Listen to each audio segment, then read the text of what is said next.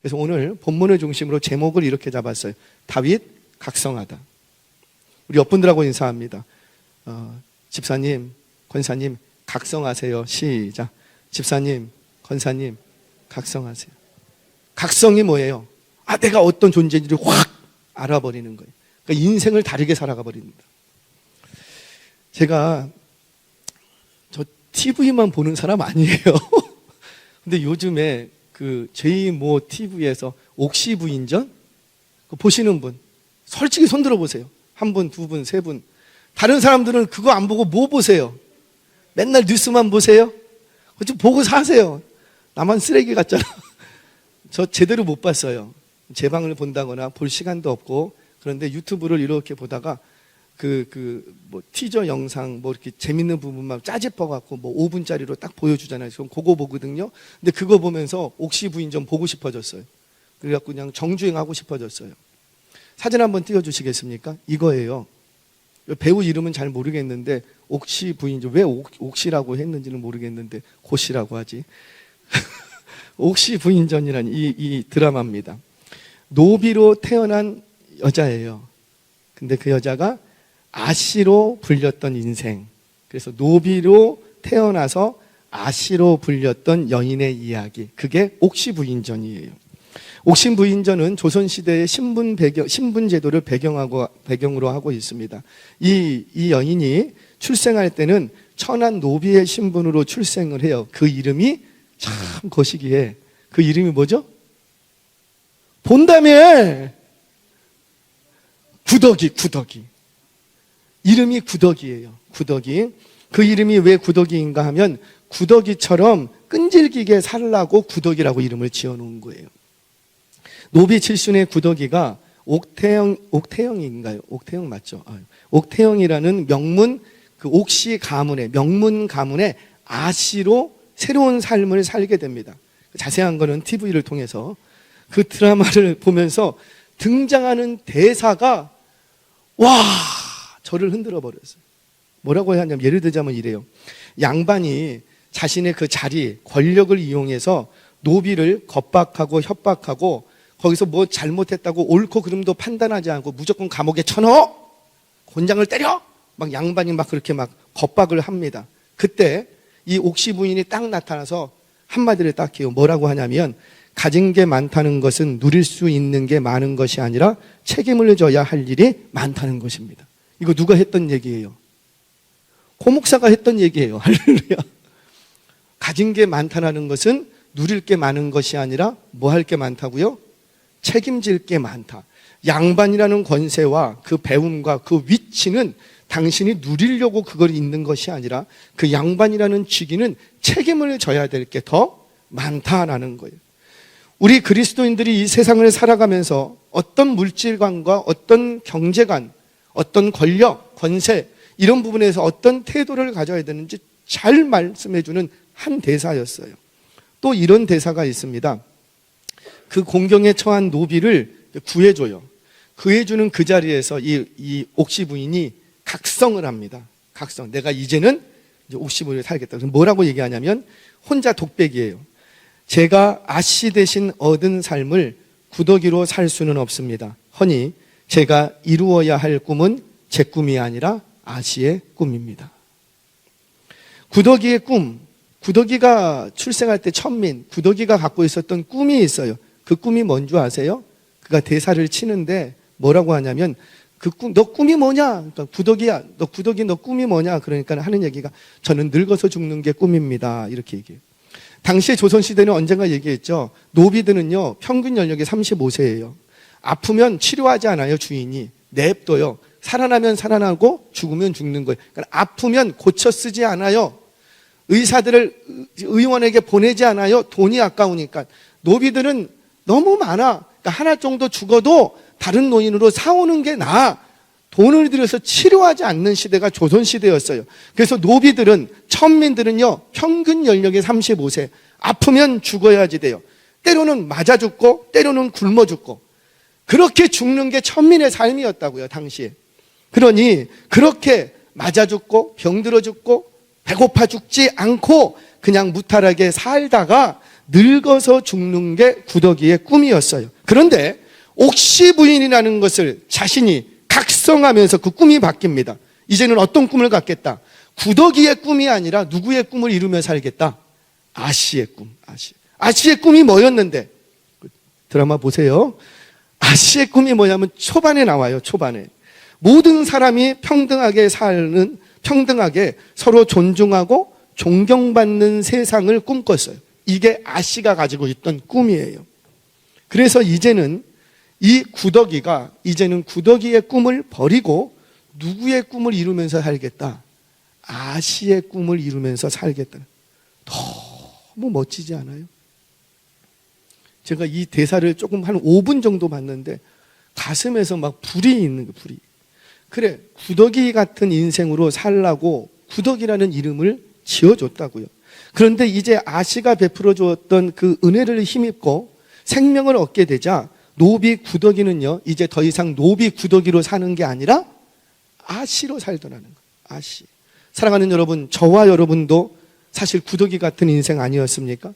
그러던 어느 날 예수 그리스도를 만남으로 그분의 사랑과 희생으로 새 생명을 얻게 되었어요. 그럼 그 생명을 얻고도 여전히 구더기로 살 거예요? 아니라는 거죠. 내가 비록 구더기로 출생했을지라도 아시를 만나면서 아시의 삶을 사는 것처럼 우리도 버러지 같은 더 야고바, 저와 여러분들 다 버러지 같은 인생이었다고요. 그럼 버러지 같은 인생인데 우리가 누구를 만나고 예수 그리스도를 만남으로 이제는 버러지의 인생이 아니라 누구의 인생을 살고 예수 그리스도의 인생을 살아야 될 줄로 믿으시기를 바랍니다. 그런데 여전히 예수 그리스도를 만났다고 하면서, 여전히 예배한다고 하면서, 여전히 하나님 나라를 꿈꾸고 어서 맨날 부르고 주야장창 눈물을 흘리면서 여전히 이전에 살던 버러지의 인생, 구더기의 인생으로 왜 돌아가느냐는, 여전히 구더기의 꿈을 가지고 이 땅에서 잘 먹고 잘 살고, 어찌해야 좋은 대학 가고, 어찌해야 출세를 할 수 있고, 어찌해야 좀 더 넓은 평수를 내가 가질 수 있을까? 그거 가지고 천국 못 가요. 가진 게 많으면 나중에 싸울 거리도 많아요.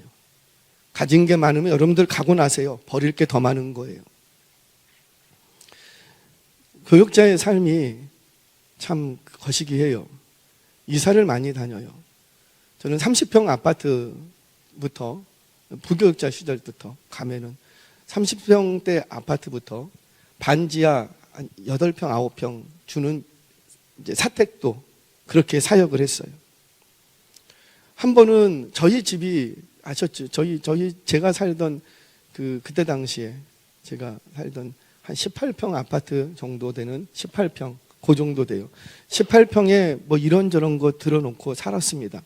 그러다가 대전으로 사역을 떠났어요. 의정부 양주라는 곳에서 대전으로 내려갑니다. 대전으로 내려가는데 그 지역 주변이 그 재건축에 들어가면서 빈집이 없는 거예요. 근데 사역지는 결정을 했고 집은 있어야 되겠고, 그래서 아무데나 들어가겠습니다. 그랬더니 이천에 30만 원인가 60만 원인가, 근데 기억이 안 나네. 30? 60?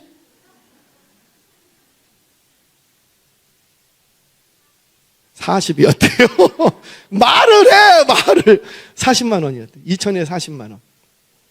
그때 기억에, 제 기억으로 한 30평대 되는 아파트였어요. 대우에서인가 현대에서 지은 아파트, 옛날에. 거기밖에 없대요. 그래서 문도 열어보지 못하고 그냥 계약을 하고 들어갔어요. 계약을 하고 들어갔더니 세상 이렇게 넓은 집을 제가 처음 봤어요. 살아봤어요. 그랬더니 넓은 집에 가니까 제 마음에서 뭐가 일어나고, 여기다가 소파를 하나 놔면 좋겠다. 그래서 생전 처음 인터넷으로 소파라는 걸 하나 샀어요. 큼지막한 거. 30평, 그러니까 이게 마당이 아니고 뭐죠? 거실이 넓어. 처음으로 한 걸 하나 사봤어요. 그리고 거기서 1년 살았습니다. 거기서 1년 살고 청소년 사역한다고 돌아다니다가, 그래서 이제 빚지고, 그래서 빚 갚으려고 보증금을 빼야지, 1,000만 원 갚아야 돼. 그래서 1년 살고 보증금 빼서 1000에 40짜리로, 30인가요? 1000에 40짜리인가 30인가 거기로 또 옮겨 탔어요. 1년 만에. 이제 청소년 사역하고 나니까, 여름 사역하고 나니까 빚이 한 1,000만 원 정도 지니까 그 이제 부채를 정리를 해야 되잖아요. 그래서 올라탔어요. 그리고 조금 작은 아파트로 갔어요. 그런데도 그거 다 들어가더라고, 어찌어찌. 그리고 나서 이제 콜이 와서 여기가 3번이었어요. 3번에서 콜이 와서 올라와서 같이 사역하자. 콜이 와서 에라 모르겠다 그러고 올라왔어요.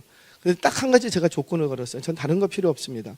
근데 집은 주셔야 됩니다. 그랬더니 반지하 한 6평, 7평짜리 집을, 거기가 10만 원, 500에 10만 원인가?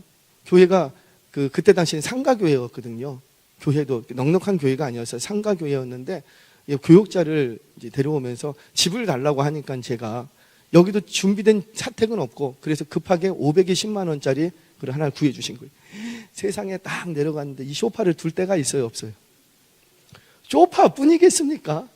모든 것들을 다 그 빌라 뒷마당에다가 호로로 쳐놨어요. 왜 호로로 쳐놨을까요? 나중에 교회가 부흥하면 이거 옮겨줄 거라고. 뭘 옮겨줘? 그거 싹 다 갖다 버렸어요. 그 이후로 알게 됐어요. 짐이 많으면 뭐도 많다. 버릴 것도 많은 거예요. 사랑하는 여러분, 각성하시기를 바랍니다. 우리 주님이 뭐라고 말씀하십니까? 이 땅에서 잘 먹고 잘 살다가 죽는 게 저와 여러분들의 이전의 꿈이었다면, 예수님 만나고 나면 그 꿈이 바뀌어야죠. 누구의 꿈으로? 예수님이 꿈꾸시는 세상, 예수님이 꿈꾸시는 하나님의 나라. 너희는 먼저 그의 나라와 그의 의를 구하라. 그리하면 이 모든 것을 더하시리라. 언젠가도 얘기해요. 근데 저는 자꾸만 너희는 먼저 그의 나라와 그의 의를 구하라, 여기에 마음이 가는 것이 아니라 그리하면 이 모든 것을 더해 주시겠대. 할렐루야. 우리의 마음은 어디로 향해요? 구하는 것에 향해요? 주신다는 것에 향해요? 솔직히 해서 좋아. 내 마음하고 비슷하네. 아니, 구하라 했으면 구하기만 하면 되는데 자꾸 내 마음은 자꾸 어디로 가냐면 더 주신다면서요. 우리 이런 꿍꿍이가 있으면, 다른 꿍꿍이가 있으면 하나님이 기뻐하실까요? 아니라는 거죠. 그러니까는 맨날 더 주시겠습니까? 아니라는 거예요. 너희는 먼저 그의 나라와 그의 의를 구하라. 그리하면 이 모든 것 필요 없다. 바울이 고백했던 게 그게 아니에요. 하나님의 영광을 보고 나니 이전에 내가 있던 것들, 줬던 것들 다 아무 가치가 없다. 하나님의 영광을 보고 나니, 하나님의 나라와 그의 의를 보고 나니 더 이상 뭐 달라고 할 게 있다 없다? 없어진다라는 거예요. 그럼에도 불구하고 우리는 자꾸 달라고 하고 있다는 거죠. 뭘 달라고 하고 계십니까? 너희는 이렇게 기도하라. 하늘에서 너희는 이렇게 기도하라. 우리 주님이 주기도문 너희는 이렇게 기도하라고 말씀해요. 이 말은 뭐냐면 너희는 기도는 어디서 필요한 거예요? 이 땅에서 필요해요? 죽고 나서 하늘에 가서 필요한 거예요? 이 땅에서 필요한 거예요. 그러니까 너희가 이 땅을 살아갈 동안에 이런 삶을 살기 위해서 노력하고 이것을 구하는 삶을 살아라. 그래서 너희는 이렇게 기도하라. 이렇게 얘기하십니다. 우리 예수님의 인생 철학과도 같은 거예요. 그때 뭐라? 하늘에서 하나님의 뜻이 이루어진 것처럼 이 땅에서도 이루어지기를 강구하는 삶. 강구한다는 건 뭐예요? 그 삶을 이루어가기 위해서 애쓰는 삶을 살아라. 이것이 이 땅을 살아가는 너희들은 이렇게 살아라 말씀하시는 거라고요. 또 그뿐입니까? 예수님이 꿈꾸는 세상 뭐예요? 너희는 모든 민족으로 제자를 삼아 아버지와 아들과 성령의 이름으로 세례를 주고 내가 너희에게 분부한 모든 것을 가르쳐 지키게 하라. 어떤 나라? 모든 민족으로. 이게 예수님이 갖고 계신 세계관이에요. 그런데 우리는 아직도 지금 여기 우리 집, 우리 동네 여기서 벗어나지를 못해. 우리는 그렇게 살 수 있어요. 저와 이 사람은 그렇게 살 수 있어요. 그러나 우리의 자녀들은 그렇게 살면 안 되잖아요. 너희는 모든 민족으로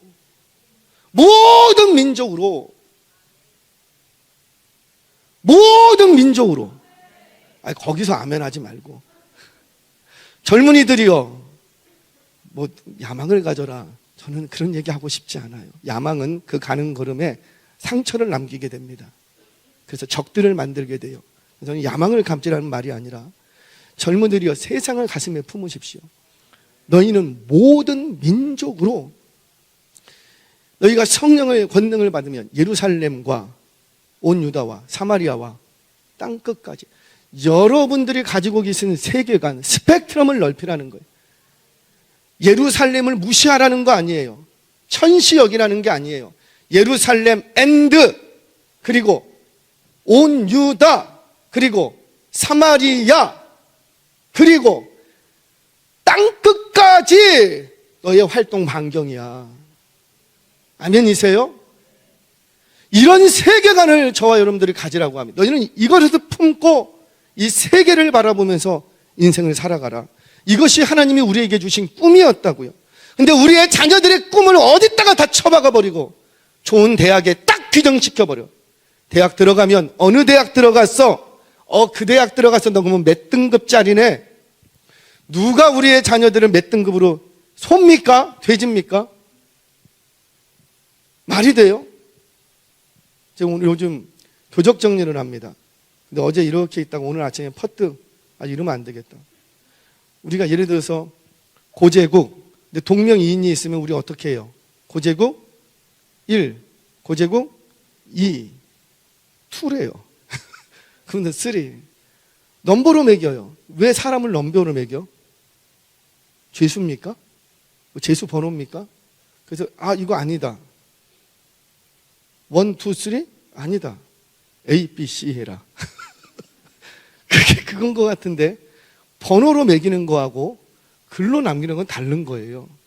그래서 지금 바꾸려고 그래요. 우리 교구장님들과 우리 구역장님들은 인지해 주시기 바랍니다. 그래서 내년에는, 왜냐하면은 고제국 1로 했다가 고제국 2로 했다가 고제국 3으로 했는데 고제국 2가 없어서 다시 집어넣고, 그러니까 2가 1이 되고 1이 3이 되고 이게 헷갈려, 더 헷갈려. 그래서 이거 이렇게 하지 말고 그냥 바꾸는 김에 A, B, C로 바꾸자. 그래서 오늘 교육자들에게 부탁을 해서 다시 해라, 다시. 사람을 번호로 취급하지 말고 그냥 영문으로 표기를 하자, 영문으로. 좀 바꾸려고요. 그게 더 편하게, 그게 좋겠더라고요. 그래서 이전에 고제국 1이 고제국 A구나 이러면 인식이 쉬운데 2가 1이 됐대 이러면 이게 헷갈리게 돼서 좀 다시 바꿔요. 제가 왜 이렇게까지 얘기는 하냐면, 주님, 저와 여러분들이 꿈꿔야 될 세상, 우리 주님이 우리에게 담고 있는 세상은 우리가 생각하는 세상보다 훨씬 큰 세상이라는 거죠. 우리 주님은, 여러분들, 우리 청년들이요, 진짜 꿈을 가지십시오. 여러분들이 향하신 꿈은 요만한 꿈이 아니라 최소한 여러분들이 꿈꾸는 인생보다 훨씬 큰 그림을 우리 주님은 그리고 계시다는 거예요. 저는 우리 자녀들이 이것을 아멘으로 받으시기를 바랍니다. 다시 옥시부인으로 좀 넘어갈게요. 부더기가 옥태영으로 살겠다고 각성하는 장면이 딱 나타나는데, 그 장면을 보면서 제 아내도요, 그래, 나도 예수의 사람으로 새 생명을 얻었지. 그러면 이제는 버러지 같은 인생이었는데 이제는 버러지의 꿈을 버리고 누구의 꿈을 품고 살아야 되겠다. 그렇지, 예수의 꿈을, 예수님이 꿈꾸셨던 그 꿈을 내가 꾸고 살아야 되겠다. 이제는 버러지가 꿨던 그 꿈을 이루는 삶이 아니라 예수님이 가지고 계셨던 이 세상을 향하신 그 예수님이 품고 계셨던 그 꿈을 나도 이루어가는 삶을 이제는 살아야 되겠다. 다시 각성하게 되는 거예요. 오늘 다윗이 그러합니다. 다윗이 이제 정신을 차리고 다윗이 어떤 삶을 살아가야 하는지 스스로가 각성하게 돼요. 각성. 저와 여러분도 오늘 이 예배 속에서 기도 가운데 내가 어떤 사람인지, 내가 어떤 인생을 살아야 될 사람인지 다시 한번 각성하는 은혜가 있기를 주의 이름으로 축원합니다. 이게 서론. 이게 서론. 이제부터 시작이에요. 자, 그러면 이거 히터 좀 꺼주시겠어요? 열불이 나네. 히터 꺼주세요. 여러분, 내가 영적 각성이 일어난다는 건 뭐냐면 부흥이 일어난 거예요. 부흥이. 내 심령이, 여러분들 부흥 외치는데도 내 심령의 각성이 일어나지 않고 내 마음의 태도가 바뀌지 않으면 그건 부흥한 거 아니에요. 여러분, 우리 다시 재조정하기를 바라며, 저 재조정하려고 그래요. 자꾸만 부흥을 어떤 것을 이루기 위한 수단으로 생각하는데 아니라는 거죠. 원초적인 부흥, 순수한 부흥, 순전한 부흥, 아무것도 바라지 않는 부흥, 그 부흥을 꿈꾸시기를 바랍니다. 아주 순수한 것, 깨끗한 부흥. 부흥이 되면 부흥이 되면이 아니라 주여 그냥 부흥케 하소서. 순수한 부흥, 순전한 부흥, 깨끗한 부흥. 주님이 이 땅에 오셔서, 성탄을 앞두고 있는데 주님이 이 땅에 오셔서 우리 가운데 불러일으켜 주셨던 것이 그 깨끗한 부흥, 다른 꿍꿍이가 없었다고요. 그 순전한 부흥. 우리 조선시대 때 초대교회 1907년에 일어났던 그 부흥, 다른 부흥하면 우리가 뭘 하고 그게 없었더라는 거예요. 그런데 제 안에도 언제부턴가 부흥하면 내가 이것도 하고 부흥하면 저것도 할 수 있습니다. 주여 그러니 부흥을 주소서. 아니었다고요. 아니요. 제가 방향을 잘못 잡아서 죄송합니다. 제가 방향을 잘못 잡았어요. 아니에요. 그런 곳에서는 부흥 없어요. 부흥에서도 그건 가짜야. 진짜 부흥은 뭐냐면 아무런 조건이 없어. 아무런 다른 꿍꿍이가 없어. 그저 부흥케 하소서. 부흥케 하셔서 돈도 많이 벌고 부흥케 하셔서 우리 교회 막 차고 넘치고 No! 그거 아니라 그냥 부흥. 우리 자녀들 부흥케 하소서. 그냥 부흥. 부흥이 되면 영적 각성이 일어납니다. 그래서 1907년 또 4년 그 이전에 18세기에 있었던 세계적인 부흥을 뭐라고 말하냐면 영적 대각성 이렇게 얘기합니다. 1차 대각성과 2차 대각성. 그 2차 대각성과 1차 대각성 그 언저리에 우리나라가 있는 거예요. 1907년과 1903년의 원산 대부흥과 1907년의 평양 대부흥이 다 그 언저리에 있는 거예요. 그 물줄기였다는 거죠. 순수한 부흥이었어요. 뭘 다른 걸 생각하지 않았어요. 그냥 깨끗한 부흥. 근데 그 부흥이 일어나자 심령의 영적 각성이 일어납니다. 저와 여러분들도 오늘 이 저녁에 그 순수한 부흥, 다른 거 말고 그냥 깨끗한 부흥, 그 주여 내 영혼을 부흥케 하옵소서. 갈망하는 이 저녁 되시기를 바랍니다. 그러면 영적인 각성이 일어나요. 자, 그러면 영적인 각성이 일어나면 어떤 현상들이 일어나는가? 어떤 모습을 보고 영적인 각성이 일어났다고 그 심령이 부흥했다고 말할 수 있는가? 오늘 본문 속에서 세 가지 모습이 등장합니다. 자, 첫 번째, 울기 시작합니다. 여러분들 가만히 돌아보시라고. 내가 예수님 처음 만나고 내 심령이 부흥됐을 때 그때 나타났던 현상이 뭐예요? 울어요. 분명히 기쁜 일인데 울어요. 울 일이 아닌데 울어요. 울음이 있어요. 그런데 언제부턴가 내 심령이 냉랭해지기 시작하고 내 심령이 뭔가 익숙해지기 시작하고 내 심령이 형식화, 의식화되기 시작하니까 그때부터 뭐가 사라지고 울지 않아. 더 이상 울지 않아. 울지 않아. 이전에 한번 보세요. 부흥의 시기에는 어땠는지 여러분들 돌아보시라고요. 우리에게 나타났던 현상 아니었어요? 부흥의 때가 되면 여기저기서 울음소리가 그치지 않았어요. 자기의 신세가 한탄스러워서 우는 거 말고 새벽에 와갖고 내 신세가 너무 한탄, 왜 저런 인간을 만나게 하셨습니까 주여? 그리고 우는 거 말고 그건 신세 한탄. 뭐 때문에 울고? 내 죄가 커 보여. 왜 예수님께서 나의 같은 버러지 같은 인생을 위해서 십자가 달려 죽으셔야만 했는가? 그것이 너무 안타까워서 울어요. 그 울음이 회복되더라는 거예요. 자, 오늘 성경 봅니다. 3절 4절 같이 한번 읽겠습니다. 3절 4절 시작. 다윗과 그의 사람들이 성읍에 이르러 본즉 성읍이 불탔고 자기들의 아내와 자녀들이 사로잡혔는지라 다윗과 그와 함께한 백성이 울 기력이 없도록 소리를 높여 울었더라. 아멘. 여러분, 울어야 될 때는 울어야 되는 거예요. 부흥은 그런 거예요. 부흥이 일어나면, 영적 각성이 일어나면 울어야 할 일에 울 줄 압니다. 여러분들 뭐 때문에 울고 계십니까? 제가 딱 찔러 볼까요? 내가 원하는 대로 안 되기 때문에 울고 있어요. 내가 원하는 일이 안 되니까 우는 거예요. 내가 원하는 일이 자꾸 막히니까 우는 거예요. 그래서 울지 않았나요? 하나님의 뜻을 두고 울어보셨습니까? 그게 언제입니까? 지금 다윗이 이 시글락이 약탈을 당합니다. 이 시글락이 약탈을 당했다고 울고 있는 걸까요? 모습, 현상은 그렇게 보여요. 시글락이 약탈당하고 자신의 두 아내가 사로잡혀 갔어요. 그래서 우는 것처럼 보여요. 그런데 지금 성경이 조명해 주는 건 뭐냐면 다윗이 왜 이렇게 우는가? 자신이 하나님을 떠난 결과가 이렇게 된 거예요. 그러니까 하나님을 떠났던 자신의 죄를 보면서 지금 우는 거예요. 여기서 돌에 맞아 죽어도 괜찮아. 할 말이 없어. 왜? 나의 잘못된 선택으로 인해서 이 시글락에 왔고 그것으로 인하여서 내 자녀들과 이 시글락이 약탈당할 수밖에 없는 그런 상황을 맞이하게 된 거예요. 여러분, 오늘 내가 지금 당하는 고난은 이제까지 살아왔던 나의 삶의 결론이라 그랬어요. 오늘 내가 시험을 봤는데 빵점을 맞았어. 그럼 왜 빵점을 맞은 거예요? 재수가 없어서 빵점 맞은 거예요? 아니에요. 뭐가 없었기 때문에. 그래요. 평소에 공부를 안 했기 때문에 지금 빵점을 맞은 거예요. 열심히 공부했는데 빵점 맞으면 그거는 하나님의 특별한 섭리가 있는 거예요. 그 섭리를 발견해내는 게 은혜겠지요. 지금 다윗을 조명해 주는 게 바로 그겁니다. 보세요. 그의 심령이, 성경을 보면 그의 심령이 성령으로 충만할 때는 다윗은 항상 웁니다. 안 운 적이 없어요. 성경을 보시라고. 자신의 신세 한탄 때문에 우는 것이 아니라 사울이 돌이키지 않아. 자신이 섬겼던 왕이 그렇게 돌이키지 않고 자꾸만 어리석은 선택을 해. 그러니까 사울을 보면서 다윗이 웁니다. 자신의 처지 때문에 우는 것이 아니라 사울을 보면서 웁니다.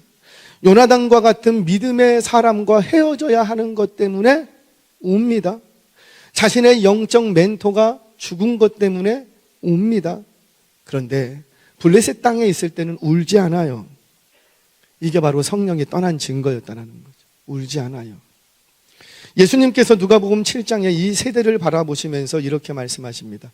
누가복음 7장 32절 말씀 같이 한번 읽습니다. 시작. 비유하건대 아이들이 장터에 앉아 서로 불러 이르되 우리가 너희를 향하여 피리를 불어도 너희가 춤추지 않고 우리가 곡하여도 너희가 울지 아니하였다 함과 같도다. 아멘. 아무리 찬양을 불러도 찬양팀도 기쁘지 않아. 그러면 안 돼요. 그렇다고 막 춤추고 일부러도 하지 마세요. 그건 더 역겨운 거예요. 찬양하는데 춤추지 않고, 찬양하는데 폰만 잡으려고 그러고, 목소리 쫙 깔고, 그런 거 하지 마세요. 그런 거 하지 마세요.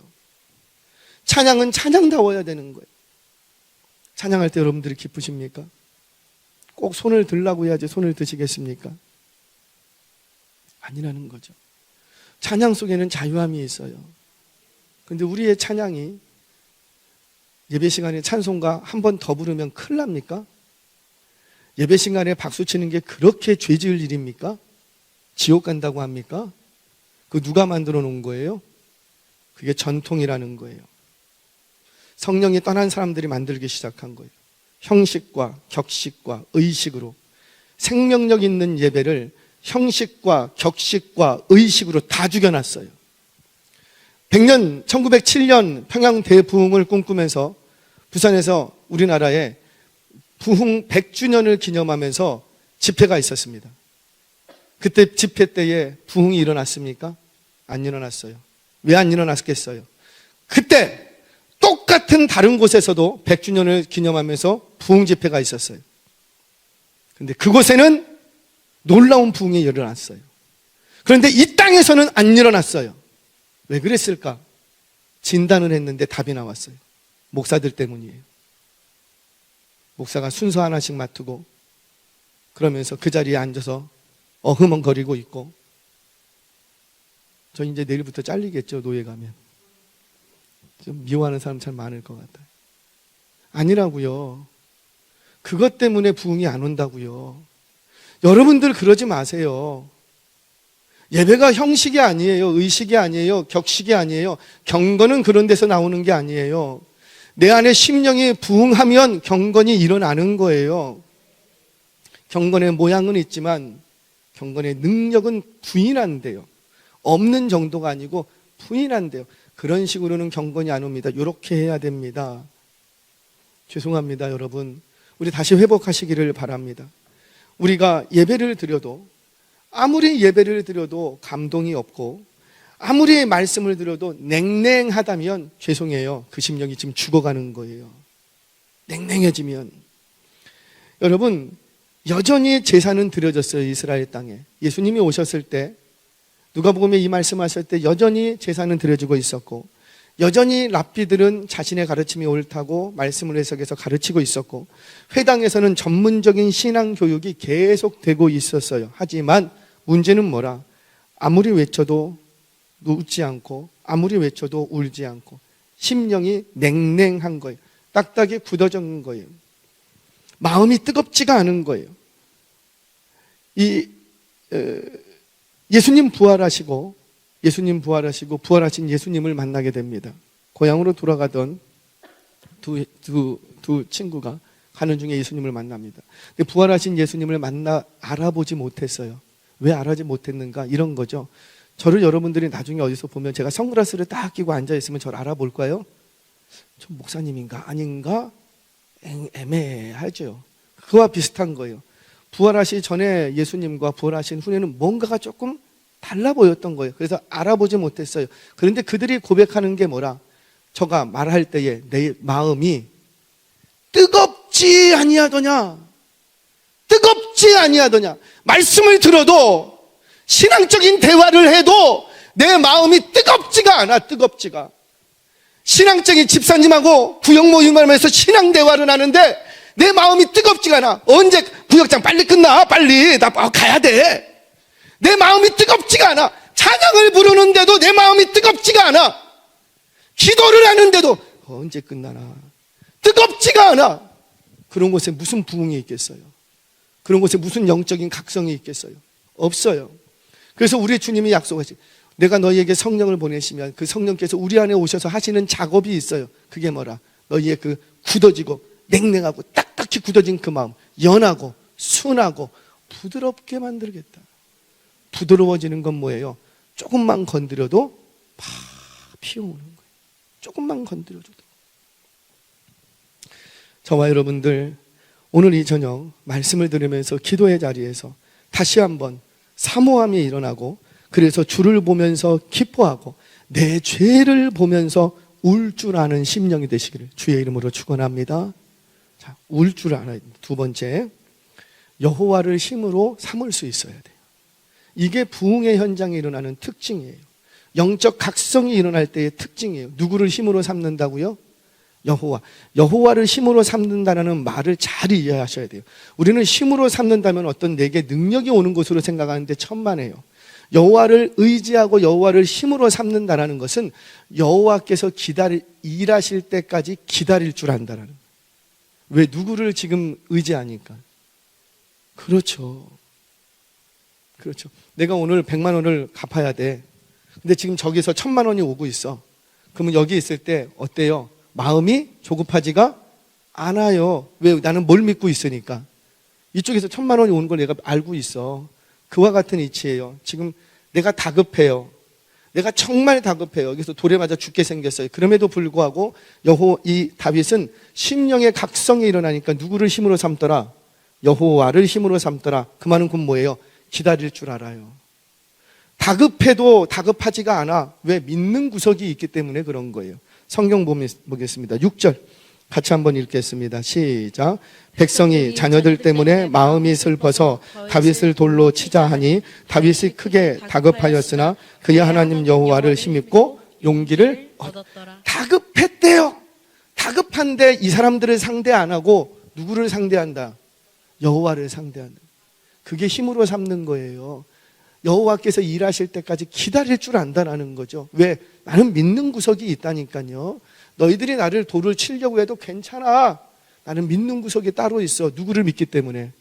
하나님. 또 볼까요? 7절, 8절 같이 한번 읽겠습니다. 시작. 다윗이 아히멜렉의 아들 제사장 아비아달에게 이르되 원하건대 에봇을 내게로 가져오라. 아비아달이 에봇을 다윗에게로 가져가매 다윗이 여호와께 묻자와 이르되 내가 이 군대를 추격하면 따라잡겠나이까 하니 여호와께서 그에게 대답하시되 그를 쫓아가라. 내가 반드시 따라잡고 도로 찾으리라. 아멘. 여러분 좀 이상하지 않아요? 자기 아내가 잡혀갔어요. 시글락에 있는 모든 것이 약탈당했어요. 그러면은 그거 다시 되찾으러 가야 돼요? 아니면은 가지 말아야 돼요? 당연히 가야지. 나같이 싸움 못하고 아무것도 겁이 많은 사람일지라도 내 자녀를 누가 데려갔으면은 쫓아가야지. 그거를 하나님께 묻고 있습니까? 여러분들 같으면 물으실래요? 아니면 쫓아가실래요? 당연히 쫓아가지. 그럼에도 불구하고 이 당연한 일에 다윗은 뭐 하더라? 제사장 아비아달 우림과 둔비 가져와. 내가 지금 여기서 쫓아가야 될지 말아야 될지, 쫓아가면 저들을 찾을 수 있을지 못 찾을지, 그거 내가 분명히 알고 움직일래. 얼마나 여유스러워요. 이게 진짜 다윗의 모습 아닙니까? 여러분, 영적 부흥이라는 것은, 진짜 부흥은 이런 거예요. 부흥이 오면 크고 작은 일에도 영적으로 예민해집니다. 영적으로. 별것 아닌 것처럼 보이는데 부흥이 오면 영적으로 아주 예민해져요. 예배의 방해 요소들이, 여러분, 예배를 방해하는 요소들이 있어요, 없어요? 제가 왜, 우리 관리 집사님 너무 죄송해요. 제가 너무 귀찮게 켜라 꺼라 켜라 꺼라, 얼마나, 왜 그래야 되죠? 저는요, 더워도 그만이고, 제가 목사님 추워서 그런, 천만의 말씀이에요. 저 안 추워요. 목사님 더워서 그런, 천만의 말씀이에요. 저 더우면, 저는 더운 게 좋은 사람이에요. 추운 건 싫고 차라리 더운 게. 그럼에도 불구하고 조금만 더우면은 히터 꺼버리라 그래요. 왜 그럴까요? 누구 때문에? 회중을 고려하는 거예요. 회중.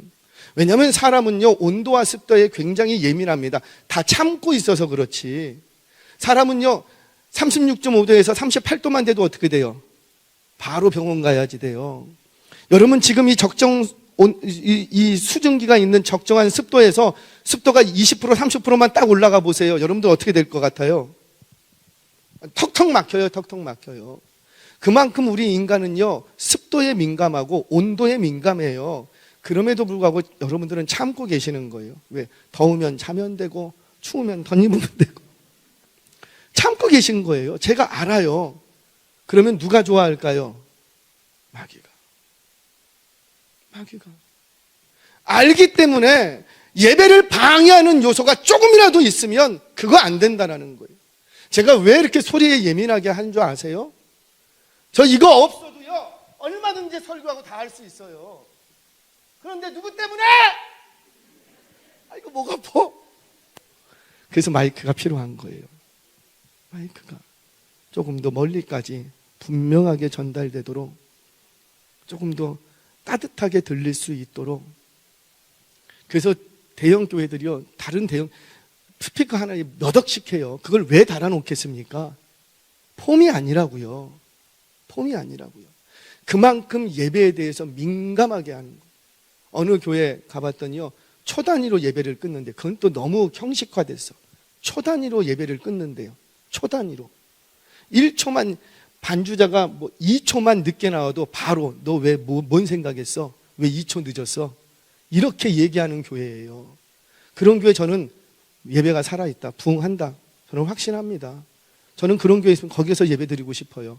저도. 왜? 예배의 기름 부으심을 분명히 있어요. 왜? 그만큼 예배에 집중하고 있기 때문이에요. 제가 강단에 올라와서 왜 예배 때문에 자꾸 얘기하는 줄 아세요? 저도 제 안에 그런 예배를 꿈꾸는 거예요. 그런 예배만 우리 안에 회복되면 여러분들 다 살아납니다. 여러분들이 살아나면 여러분들의 자녀들이 살아나고, 여러분들의 가정들이 살아나고, 여러분들의 대가 살아나고, 여러분들의 나라와 민족, 이 조국이 살아나는 거예요. 여러분, 우리 안에 영적인 감각들이 묻어졌다면, 내가 지금 영적인 감각이 묻어졌구나, 빨리 캐치하고 다시 영적인 감각들을 세워가시기를 바랍니다. 다시 회복하시기를 바랍니다. 그게 바로 심령의 부흥이 찾아오는 거예요. 저와 여러분들 이런 심령의 부흥을 경험하시기를 주의 이름으로 축원합니다. 마지막 하나만 더. 심령의 부흥이 오면 영적으로 민감해지고, 또 하나는 약한 자를 돌볼 마음이 생겨요. 내 마음이 강팍하고, 한번 돌아보시라고요. 내 마음이 강팍하고 성령에 떠나고 내 마음이 세상 악한 마귀에 탁 붙들려 있으면 누구만 생각해요? 자기만 생각해요. 별일 아닌데도 자기한테 얘기한 것도 아니야. 화장실에 들어갔더니만 사람들이 얘기하다가 딱 스탑했대. 그러니까 혼자 잠을 못 자. 저것들이 왜 내가 들어가니까 말을 안 하지? 왜 말을 안 하는 거예요? 할 말이 끝났으니까 말을 안 하는 거야. 그런데 내 마음이 강팍해지니까 다 믿고 다 싫은 거예요. 다 듣기가 싫은 거예요. 누가 문제가 생기니까? 근데 내 마음이 연하고 순하고 부드러우고 여유가 있으면, 성령께서 내 마음을 움직이면 누가 옆에서 막 내 욕을 해도 어떻고? 할렐루야. 그리고 넘어갈 수가 있는 거예요. 왜? 내 안에 누가 계시니까? 성령님이. 영적 부흥이 오면은 나만 생각하는 것이 아니라 옆에 있는 주위의 사람들을 볼 줄 안다는 거예요. 약한 자들을 돌볼 줄 안다는 거예요. 자, 우리 성경 봅니다. 11절, 12절. 같이 한번 읽겠습니다. 시작. 무리가 들에서 애굽 사람 하나를 만나 그를 다윗에게로 데려다가 떡을 주어 먹게 하며 물을 마시게 하고 그에게 무화과 뭉치에서 뗀 덩이 하나와 건포도 2송이를 주었으니 그가 밤낮 사흘 동안 떡도 먹지 못하였고 물도 마시지 못하였음이니라. 그가 먹고 정신을 차리매. 아멘. 자, 보세요. 지금은 애굽 사람 하나의 이야기지만 그 바로 앞에 가면은 600명이 출격했다가 200명이 낙오가 되자 부을시대 200명을 냅두고 400명만 갑니다. 여러분, 내가 지금 급해요. 지금 아말렉 군대와 싸워야 돼요. 근데 400명 갖고 싸우는 게 좋아요? 600명 갖고 싸우는 게 좋아요? 그래요. 죽으나 사나 600명은 가야 돼. 그렇게 시작을 했어. 그러면 저 같으면 그랬을 거예요. 무슨 소리냐? 힘을 내라. 너가 여기서 주저앉으면 이 나머지 사람들도 같이 주저앉는다. 힘들어도 우리 같이 가자. 막 이럴 거예요. 그런데 심령의 부흥이 생기고 영적 감각들이 세워나니까, 각성이 일어나니까 그때부터 누구를 보게 되고? 약한 자들을 보게 되는 거예요. 그리고 그 약한 자들이 눈에 들어와. 그래서 어떻게 합니까? 야, 가지 마. 너희들이 같이 안 가면 힘들 수는 있겠지만 가지 마. 나는 거기 가서 너가 더 쓰러지는 걸 원치 않아. 여기서 쉬어. 내가 어찌 해볼게. 할렐루야. 내가 어찌 해볼게. 이런 마음이 일어난다는 거죠. 지금 애굽 사람 하나가 왔습니다. 그 종이었습니다. 종. 지금 자신이 한시가 급해요. 지금 쫓아가도 아말렉을 따라잡을까 말까예요. 물론 어디로 갔는지도 자세히는 모르지만, 그러니까는 빨리 돌아다녀야 돼. 근데 애굽 종 하나가 다윗의 발목을 잡습니다. 턱 중간에 튀어나와 갖고 다 죽어가는 거예요. 그러니까 이 다윗이 어떻게 하고? 돌보기 시작합니다. 자기 코가 석자라고요. 지금 빨리 가서 자기가 빼앗긴 거 찾아와야 돼. 그런데 그 다급한 순간에도 애굽 종 하나를 돌보는 거예요. 이 종이 왜 여기까지 왔다고 성경은 말하죠? 아말렉 사람의 종이었어요. 근데 아말렉 주인이 이 애굽 종이 병들었다고 버렸대요. 아말렉 족속은 그런 족속이라고요. 좋을 때, 튼튼할 때, 내 비호에 맞을 때는 단맛 다 등에 빨대 꼽아갖고 뽑아먹고, 병들고 별로 내게 도움이 안 될 것 같으면 그냥 헌시자체로 버려버리고, 그런 게 아말렉 족속이에요. 그러니 우리 하나님이 대대로 내가 아말렉과 싸우리라. 그런 마음을 갖고 계시는 분들 여기 안 계신 줄 압니다. 혹여나도 그런 마음을 갖고 있었던 사장님들이 계시다면 빨리 그 마음 정리하셔야 돼요. 그러지 않으면 우리 하나님이 대대로 그분과 싸울 거예요. 아말렉 버렸다고요. 그런데 다윗은 그를 거두어 드립니다. 그리고 자기에 있는 것들을 나누어 줍니다. 그러고 나니 결과적으로 어떻게 되고? 그 아말렉 종이 그 애굽 종이 아말렉이 있는 곳으로 인도해 주더라는 거죠. 이게 뭐예요? 긍휼히 여기는 자가 긍휼히 여김을 받게 되는 거예요. 심은 대로 갚아주시는 거예요. 사랑하는 여러분, 여러분들의 인생이 더 잘되고 더 빨리 가기를 원하신다면 누구도 뒤처지는 인생 원치 않을 거예요. 그러면 제발 내 갈 길만 바라보고 달려가지 말고 간혹 주변에 있는 사람들도 보시기 바랍니다. 함께 뛰어가는 팔로우들을, 함께 뛰어가는 사람들을 한 번쯤은 돌아볼 수 있어야 된다. 혹시 뒤처진 사람은 없는지, 혹시 지쳐있는 사람은 없는지, 혹시 사흘간 먹지 못하고 물을 마시지 못한 사람은 없는지, 병들어 있는 영혼은 없는지 돌아보시길 바랍니다. 그러면 보일 거예요. 누구 눈에 보이느냐? 심령의 각성이 일어난 사람들, 심령이 변화되고 심령이 부흥을 경험하면 그런 사람들이 보이는 거예요. 말씀을 정리하면서 제가 한 가지 이야기만 하고 마치겠습니다.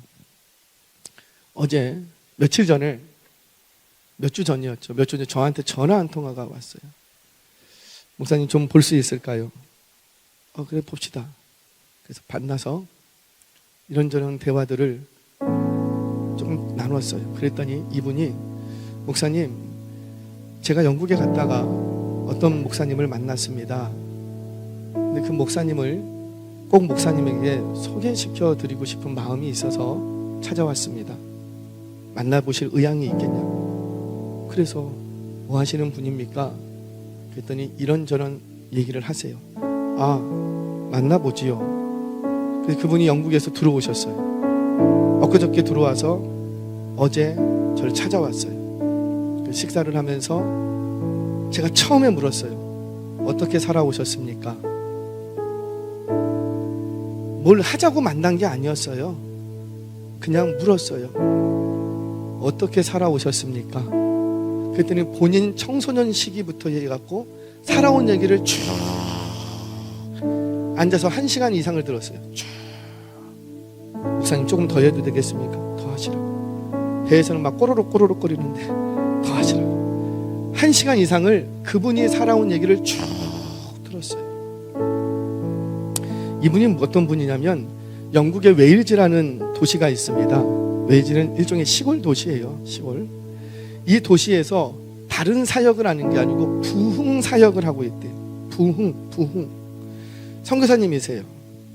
거기서 이 선교단체를 개척하셔서 부흥을 하고 계시는 거예요. 본래 이분이 경희대 학교를 나오셔서 이제 군대 갔다가 군대에서 예수님을 만나고 복학을 안 하고 신학교로 가버린 거예요. 가서 옛날에 그 고용원 목사님의 그 혹시 부흥한국이라는 단체를 아십니까?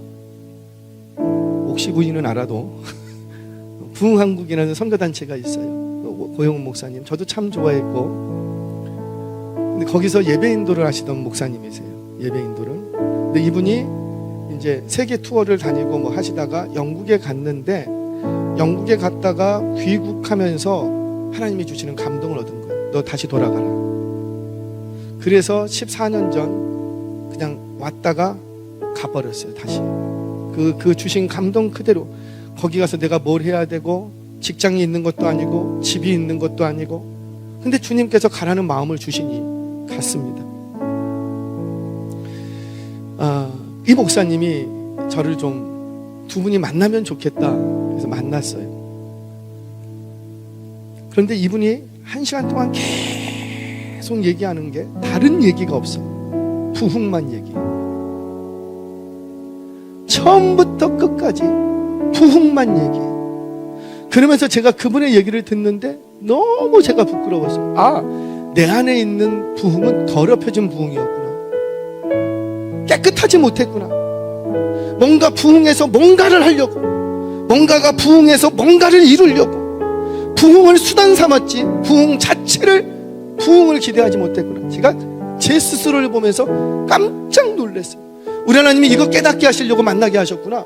그리고 제 마음에 다시 그 20대 30대의 순전한 부흥, 깨끗한 부흥, 신학교 다니지 않을 때 그저 교회 안에서 신앙생활하면서 여러분들처럼 부흥이여 어서 오소서, 부흥이여 어서 오소서, 그렇게 갈망했던 그 깨끗한 부흥. 그런데 목회자가 되면서 더럽혀져. 자꾸 더럽혀져. 제가 깨달았어요 어제. 그래서 안 된다. 우리 하나님 나를 각성시키는구나. 화들짝 놀랐어요. 부흥, 순전한 부흥, 처음부터 끝까지 부흥. 여러분 왜 이 얘기를 하냐면, 영국의 웨일즈라는 도시는 세계적으로 부흥의 불씨를 일으켰던 도시예요. 세계적으로 부흥을 연구를 하면 12번에서 13번의 세계적인 부흥이 있었어요.